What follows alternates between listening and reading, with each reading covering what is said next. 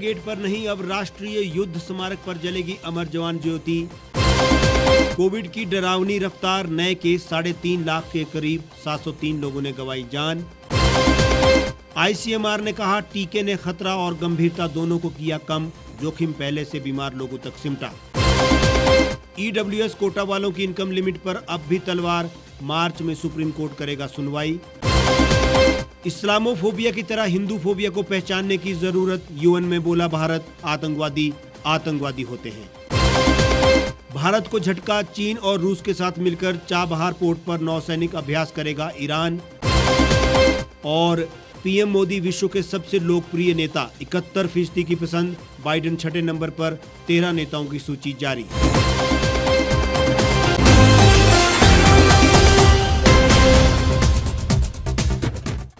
नमस्कार, स्वागत है आपका the Reap Times news channel में। आपके साथ मैं हेमराज चौहान। अब खबरें विस्तार से। आज इंडिया गेट पर जल रही अमर जवान ज्योति का विलय राष्ट्रीय युद्ध स्मारक पर जल रही लौ के साथ हो गया। 42 मीटर ऊंचा इंडिया गेट ब्रिटिश राज के दौरान प्रथम विश्व युद्ध यानी 1914 से 1918 और तीसरे एंग्लो अफगान युद्ध 1919 में शहीद हुए सैनिकों के सम्मान में युद्ध स्मारक के रूप में बनाया गया था। इंडिया गेट पर भी सैनिकों के नाम खुदे हुए हैं। राजधानी दिल्ली में अभी तक अमर जवान ज्योति इंडिया गेट की पहचान हुआ करती थी, लेकिन अब यह इंडिया गेट की जगह राष्ट्रीय युद्ध स्मारक पर जलेगी। आज यानी शुक्रवार को इसका विलय कर दिया गया। इंडिया गेट पर अमर जवान ज्योति का निर्माण 1972 में इंडिया गेट के नीचे 1971 में हुए भारत पाकिस्तान युद्ध में सर्वोच्च बलिदान देने वाले सैनिकों की याद में किया गया था। भारत ने पाकिस्तान के साथ 1971 के युद्ध के 50 साल पूरे होने के मौके पर अब इस अमर जवान ज्योति को राष्ट्रीय युद्ध स्मारक पर शिफ्ट करने का फैसला किया। इंडिया गेट पर अमर जवान ज्योति के रूप में जलने वाली आग की लौ का गणतंत्र दिवस से पहले राष्ट्रीय युद्ध स्मारक पर जलने वाली लौ में विलय कर दिया गया। अमर जवान ज्योति स्मारक के ऊपर एक उल्टी बंदूक और सैनिक का हेलमेट बना हुआ है, जिसके बगल में एक शाश्वत ज्योति यानी कभी नहीं बुझने वाली आग की लौ जल रही है। 2019 में जब प्रधानमंत्री नरेंद्र मोदी ने राष्ट्रीय युद्ध स्मारक का उद्घाटन किया था, तो ये निर्णय लिया था कि अमर जवान ज्योति की मूल लौ यहीं जलाई जाएगी। राष्ट्रीय युद्ध स्मारक पर एक नई अमर जवान ज्योति लौ जलाई गई है। अब सभी मौकों पर यहीं शहीदों के लिए श्रद्धांजलि और पुष्पांजलि समारोह आयोजित किए जाते हैं। राष्ट्रीय युद्ध स्मारक के निर्माण से पहले गणतंत्र दिवस पर राष्ट्रीय प्रमुख, सेना प्रमुख और अतिथि प्रतिनिधि अमर जवान ज्योति पर ही शहीद सैनिकों का सम्मान करते थे, लेकिन बाद में इस पूरी प्रक्रिया को राष्ट्रीय युद्ध स्मारक में स्थानांतरित कर दिया गया।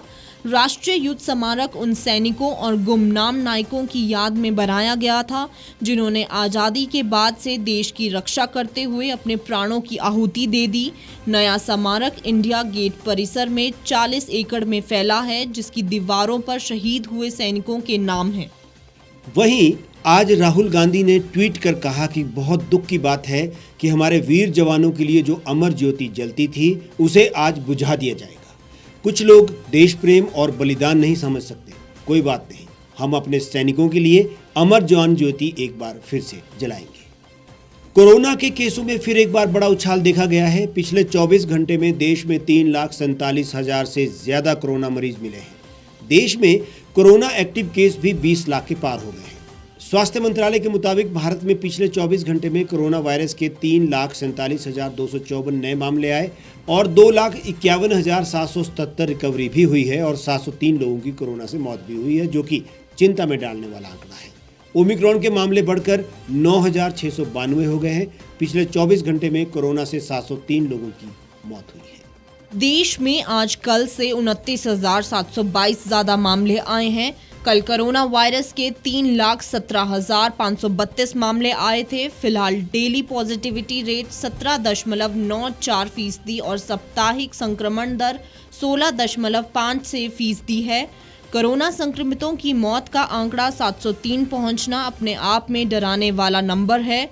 ऐसा इसलिए क्योंकि ऐसा कई महीनों बाद हुआ है। आखिरी बार इससे ज्यादा मौतें 28 अक्टूबर 2021 को हुई थी। तब 807 लोगों ने कोरोना से जान गंवाई थी। इसके बाद कुछ दिन मौत का नंबर 600 के पार लग गया था, लेकिन 700 पार यह तब से अब पहली बार गया है।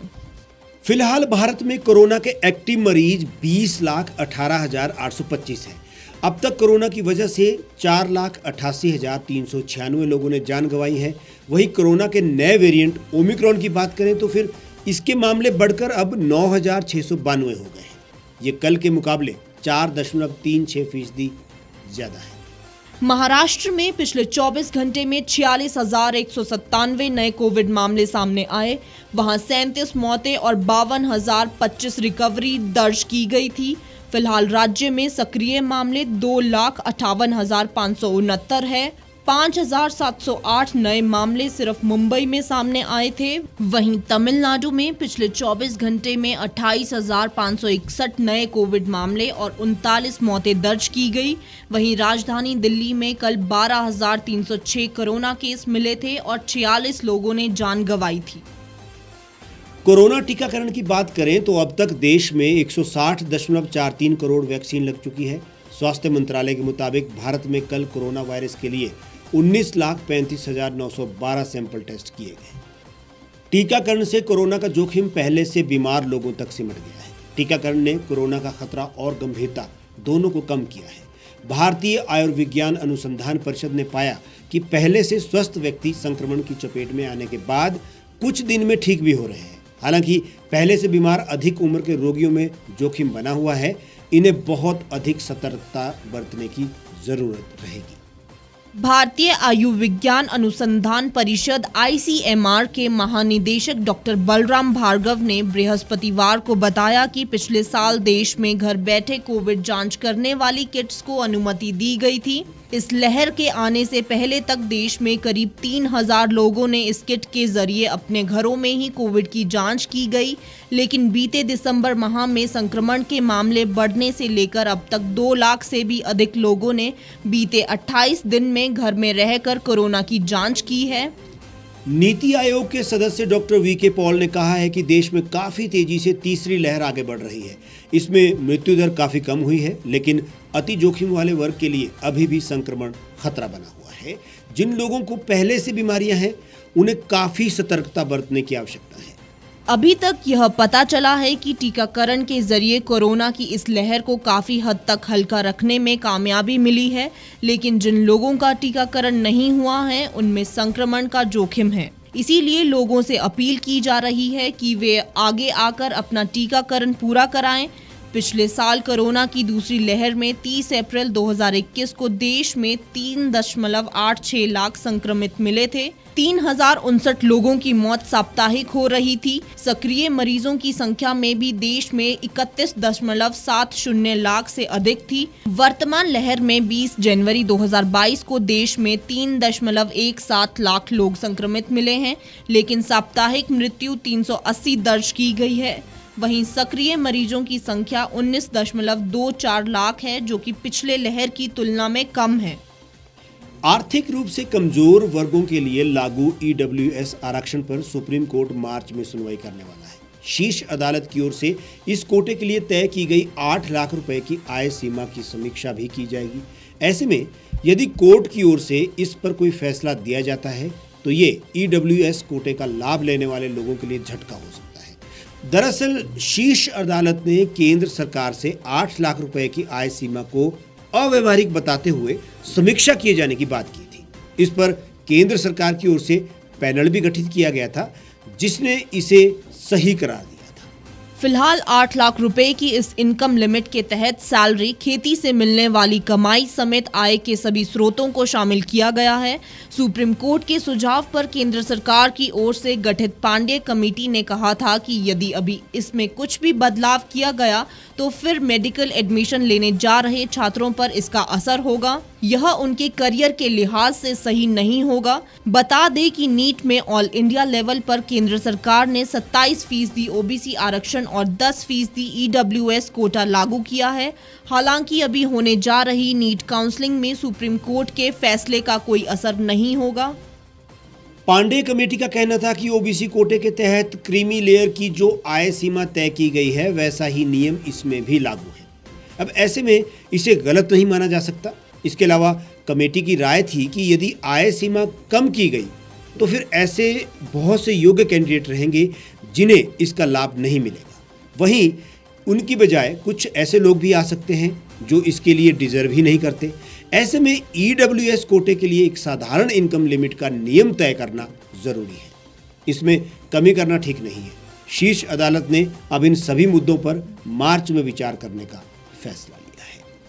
संयुक्त राष्ट्र में भारत ने आतंकवाद के खिलाफ लड़ाई में बौद्ध और सिख धर्म के खिलाफ घृणा के साथ साथ हिंदू फोबिया को पहचानने की अपील की है।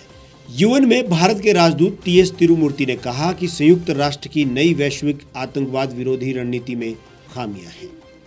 दिल्ली स्थित ग्लोबल काउंटर टेररिज्म सेंटर जीसीटीसी के वर्चुअल कॉन्फ्रेंस में आज गुरुवार को तिरुमूर्ति ने यह बयान दिया। उन्होंने कहा, धार्मिक भय के मौजूदा रूपों का उभरना, विशेष रूप से हिंदू विरोधी, बौद्ध विरोधी और सिख विरोधी भय चिंता का विषय है। इस खतरे से निपटने के लिए संयुक्त राष्ट्र और सभी सदस्य देशों को ध्यान देने की जरूरत है। उन्होंने कहा कि वैश्विक आतंकी रणनीति में इस्लाम, ईसाई और यहूदी धर्म के खिलाफ धार्मिक भय को ही जगह मिली है। उन्होंने कहा, पिछले 2 सालों से कई देश अपने राजनीतिक और धार्मिक वजहों से आतंक को नस्लीय व जातीय रूप से प्रेरित हिंसक उग्रवाद, हिंसक राष्ट्रवाद, दक्षिणपंथी उग्रवाद जैसे कैटेगरी दे रहे हैं। यह प्रवृत्ति कई कारणों से खतरनाक है। तिरुमूर्ति ने कहा कि यूएनएससी को नई शताब्दी और झूठी प्राथमिकताओं से सावधान रहना चाहिए जो हमारे फोकस को कमजोर कर सकती है। उन्होंने कहा कि आतंकवादी होते हैं, इसमें कोई अच्छे और बुरे नहीं होते। इस अंतर का प्रचार करने वालों का एजेंडा होता है। जो उनके लिए कवर करते हैं वे उतने ही दोषी हैं। चीन, रूस और ईरान मिलकर चाबहार पोर्ट पर संयुक्त नौसैनिक अभ्यास की तैयारी में जुटे हुए हैं। अल मॉनिटर की एक रिपोर्ट बताती है कि रूसी नौसेना के जहाज संयुक्त समुद्री अभ्यास की तैयारी के लिए ईरान का दौरा कर रहे हैं। रूसी प्रशांत महासागर के बेड़े ने बताया कि एक मिसाइल क्रूजर, पनडुब्बी रोधी युद्धपोत और एक टैंकर दक्षिण पूर्वी ईरान के चाबहार बंदरगाह पर पहुंच चुके हैं। ये जहाज पिछले महीने व्लादिवोस्तोक से रवाना हुए थे। फरवरी 2021 में भी ईरान और रूस ने नौसैनिक अभ्यास किया था। हाल के सालों में दोनों देशों ने मध्य पूर्व के क्षेत्र में चीन के साथ कम से कम 2 बार संयुक्त नौसैनिक अभ्यास किया है। ताजा अभ्यास की तैयारी तब हुई जब ईरान के राष्ट्रपति इब्राहिम रईसी रूसी राष्ट्रपति व्लादिमीर पुतिन से मिलने मॉस्को पहुंचे थे। इस दौरान दोनों नेताओं ने अमेरिका के प्रभाव को कम करने के लिए साथ काम करने की बात कही थी। दोनों देशों ने स्थायी और रणनीति सहयोग के क्षेत्र में काम करने की बात कही। ईरान परमाणु समझौते को लेकर अमेरिका ने तेहरान के पिछले कई सालों से कई तरह के प्रतिबंध लगाए हुए हैं। वियना में समझौते को लेकर फिर से बात हो रही है, लेकिन बातचीत में कुछ खास प्रगति होती हुई दिख नहीं रही है। अमेरिका ने यूक्रेन को लेकर रूस को भी धमकी दी है। कहा है कि यूक्रेन पर हमला करने पर रूस पर ऐसे प्रतिबंध लगाए जाएंगे जो उसने कभी देखे भी नहीं होंगे। ऐसे में एक्सपर्ट इस अभ्यास को यूक्रेन से जोड़कर भी देख रहे हैं। जिस चाबहार पोर्ट पर चीन, रूस और ईरान नौसैनिक अभ्यास करने की तैयारी में है, वो पोर्ट रणनीतिक तौर से भारत के लिए बहुत महत्वपूर्ण है। बता दें कि चीन द्वारा पाकिस्तान में ग्वादर पोर्ट को विकसित किया जा रहा है। ऐसे में भारत ईरान के साथ मिलकर चाबहार पोर्ट पर काम कर रहा है। भारत को उम्मीद है कि इस पोर्ट के जरिए अफगानिस्तान और मध्य एशियाई देशों तक आसानी से पहुंचा जा सकेगा। भारत ने इस पोर्ट को विकसित करने के लिए अब तक अरबों रुपए खर्च किए हैं। ऐसे में चीन, रूस और ईरान का यह युद्ध अभ्यास भारत के लिए चिंता की बात हो सकती है। दुनिया में प्रधानमंत्री नरेंद्र मोदी सबसे लोकप्रिय नेता हैं। पसंदीदा नेताओं की सूची में करीब 71% रेटिंग के साथ उनका नाम सबसे ऊपर है। मॉर्निंग कंसल्ट पॉलिटिकल इंटेलिजेंस की विश्व के 13 नेताओं की सूची में अमेरिकी राष्ट्रपति जो बाइडेन का स्थान छठा है और उन्हें 43% रेटिंग मिली है। बाइडेन के बाद कनाडा के राष्ट्रपति जस्टिन ट्रूडो का नाम है, उन्हें भी 43% रेटिंग मिली है। ऑस्ट्रेलिया के पीएम स्कॉट मॉरिसन को 41% रेटिंग मिली है। एक बार फिर दुनिया के सबसे लोकप्रिय नेता प्रधानमंत्री नरेंद्र मोदी बन गए हैं। मई 2020 में भी इसी वेबसाइट ने पीएम नरेंद्र मोदी को सर्वाधिक रेटिंग दी थी। उस वक्त उन्हें 84% रेटिंग दी थी, जो कि एक साल बाद ही मई 2021 में घटकर 63% रह गई थी। पीएम नरेंद्र मोदी ने नवंबर 2021 में भी विश्व के सबसे लोकप्रिय नेताओं की सूची में शीर्ष स्थान पाया था।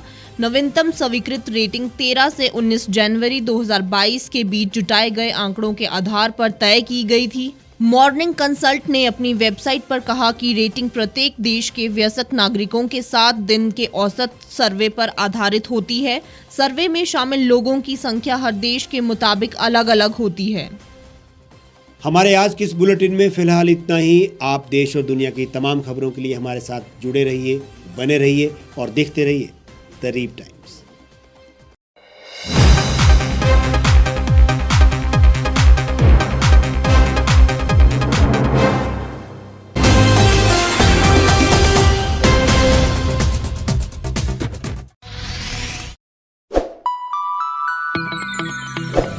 खबरों में बने रहने के लिए सब्सक्राइब करें द रीव टाइम्स, लाइक और शेयर करना ना भूलें। एक छत के नीचे सुविधाओं का अब उठाएं लाभ। रीव ई मार्ट में अब पाएं अपनी रसोई के लिए गुणवत्ता और सस्ते दामों पर राशन सामग्री। दालें हो या हो मसाले, आपका किचन ई मार्ट संभाले। उच्च गुणवत्ता और दामों में बेहतरीन रीव ई मार्ट में पधारें और पाएं अपनी पसंद के सभी उत्पाद, या फिर करें ऑनलाइन ऑर्डर और पाएं घर द्वार पर ही सुविधा। आज ही संपर्क करें फोन नंबर 8219694079 पर, बाईपास रोड, शनान, संजौली, शिमला। गांव की चौपालों से लेकर संसद के गलियारों तक, गृहिणी के चूल्हे से लेकर निवेश और बाजारों तक, किसानों के हाल से लेकर खेत और खलिहानों तक, शिक्षा और स्वास्थ्य से लेकर खेल के मैदानों तक, संसद के प्रधान से लेकर पंचायत के पंच तक, सेंट्रल हॉल से लेकर ग्राम सभा के मंच तक, हर खबर पर रहेगी हमारी पैनी नजर।